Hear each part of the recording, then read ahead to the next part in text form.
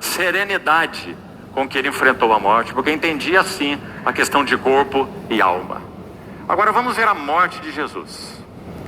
Se por causa desse falso entendimento, essa falsa filosofia, ele foi assim diante da morte, Sócrates, com toda essa serenidade, como nós falamos, e assim é o registro, como se tomasse um copo de água, com toda a tranquilidade. Mas, meus amados irmãos, quando nós contemplamos, como buscamos fazer no primeiro dia, a morte do Senhor Jesus, o que nós vemos? Vamos tomar uma narrativa apenas. Getsemane. A minha alma está profundamente angustiada até a morte. Pai, se possível for, passe de mim esse cálice. Que cálice é esse? A cruz. E o que implicava a cruz? O que implicaria a cruz? A morte. O que é morte? Alienação daquele que é a fonte da vida. Separação.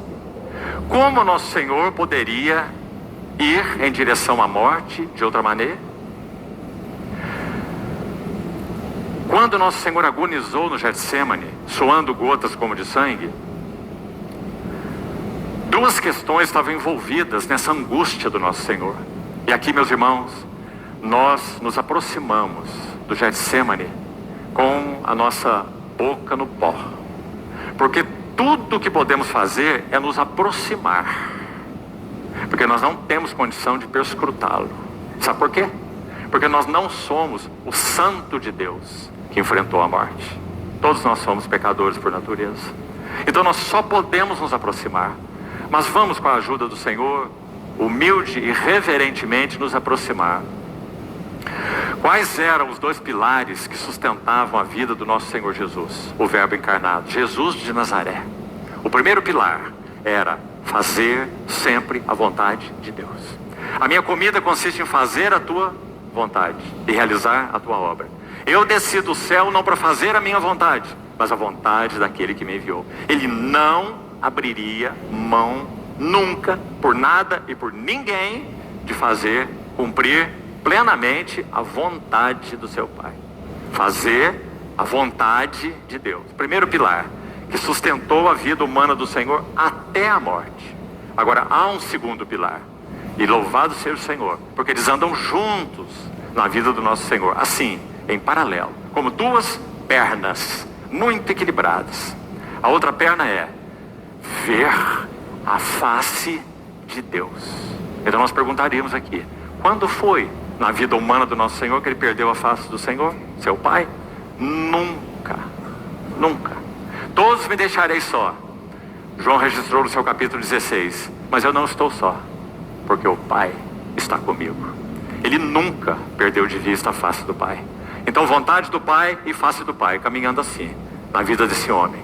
Agora nós chegamos ao Getsemane. E o que acontece no Getsemane? Aqueles dois pilares que caminhavam paralelamente, eles entram em uma rota de colisão. Compreende?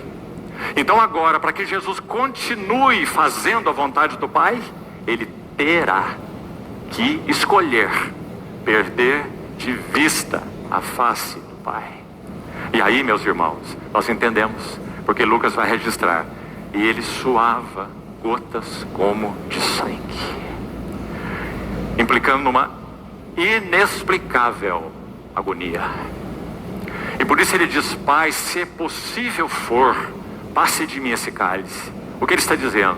Ele não está, por mais terrível que isso também tenha sido, ele não está se referindo às agruras da morte física, os cuspes, os bufetões, os açoites, a própria cruz. Ele não está se referindo a isso em primeiro lugar.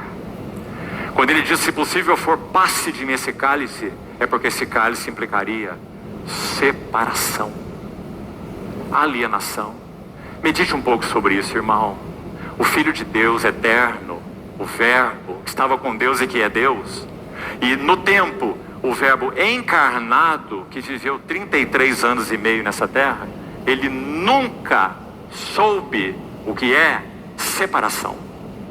Ele só sabe o que é comunhão. Comunhão. Mas agora chegou o momento. Getsemane, onde ele está antecipando em agonia o que ele viveria no Calvário. Então, se possível for, passe de mim esse cálice, mas não seja feita a minha vontade, mas a tua vontade. Ele não abriu mão desse pilar de fazer a vontade de Deus. Vamos pensar de novo. E se ele faz o contrário? E se ele não abre mão de ver a face de Deus? O que aconteceria conosco? Primeiro, o que aconteceria com ele? Sabe o que aconteceria com ele? Ele seria arrebatado da terra para os céus.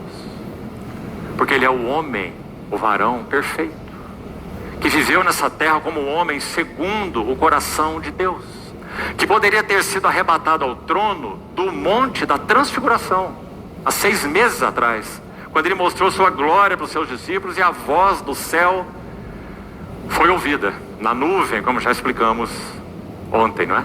A voz na nuvem, Shekinah, a presença de Deus.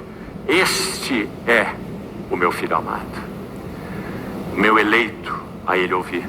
O homem que Deus sempre buscou e nunca encontrou, agora estava ali, na pessoa do Verbo encarnado, o bendito Jesus de Nazaré. Mas, meus irmãos, se ele tivesse feito essa escolha, nenhum de nós poderia ver a face de Deus.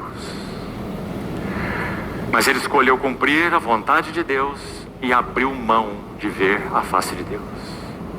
Deus meu, por que me abandonaste?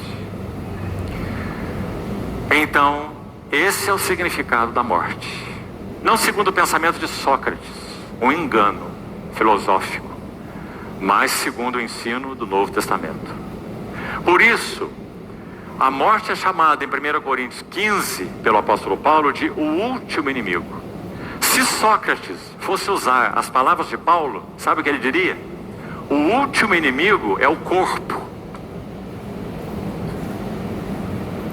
Mas o último inimigo não é o corpo, até porque o corpo não é um inimigo. O último inimigo é a morte. Então, irmãos, o ensino da preciosa palavra de Deus, e por isso Pedro chama de viva esperança, no texto que nós lemos na introdução.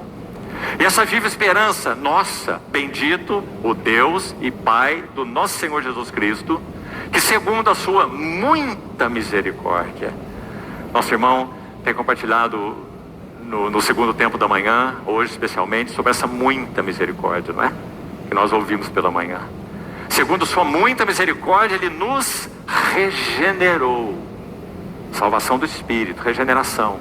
Mas não tem um propósito final em si mesmo. Ele nos regenerou para uma viva esperança. Qual é a viva esperança? Primeiro, por que temos essa viva esperança? O verso vai continuar. Pela ressurreição de Jesus Cristo dentre os mortos. Por isso temos uma viva esperança. Porque Ele ressuscitou de entre os mortos. Aí o texto continua. Pela ressurreição de Jesus Cristo dentre os mortos, para propósito, para uma herança incorruptível. Nós já vamos para um texto agora mesmo, dentro dos que vamos examinar, onde Paulo vai usar essa palavra também, no sentido muito interessante. Então ele diz para uma herança incorruptível. Segunda palavra, imarcessível, que significa que não fenece ou que não murcha.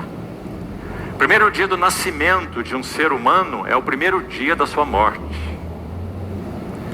Porque todo o processo, a partir do momento em que a vida foi gerada, é um processo de morte. Porque toda a criação está sujeita à morte. Em Adão, todos morrem. Então Paulo escreve aquele maravilhoso capítulo de 1 Coríntios 15, onde, se pudermos, vamos meditar um pouco também, que é a chamada menção exaustiva sobre a ressurreição do corpo. E então, para uma herança incorruptível, imarcessível, e a terceira palavra é sem mácula.